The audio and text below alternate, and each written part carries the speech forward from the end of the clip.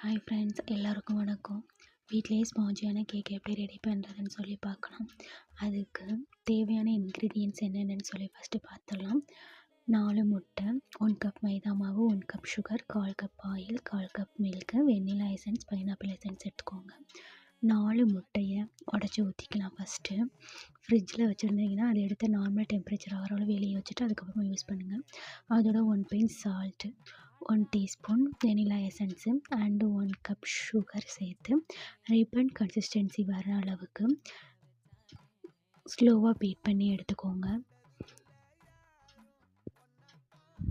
அதோட 1 கப் மைதா மாவு சேர்க்கணும். அதை ஃபுல்லாக சேர்த்துடக்கூடாது, கொஞ்சம் கொஞ்சமாக ஆட் பண்ணுங்கள்.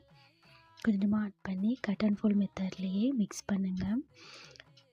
அப்புறம் அது கூட 1/4 கப் ஆயில், 1/4 கப் மில்க் சேர்த்து அதையும் ஸ்லோவாக கட் அண்ட் ஃபோல்ட் மெத்தட்லேயே மெதுவாக மிக்ஸ் பண்ணுங்கள். மிக்ஸ் பண்ணதை நம்ம ஏற்கனவே ரெடி பண்ணி வச்சுருக்கிற டின்னில் இந்த பேட்டரை ஊற்றணும்.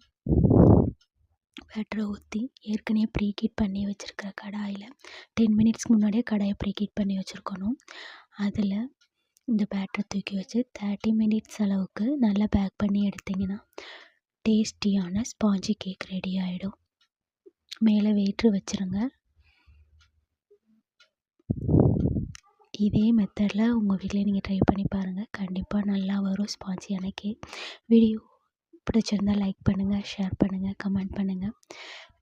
சேனலை சப்ஸ்கிரைப் பண்ணிவிட்டு பாருங்கள். தேங்க்யூ.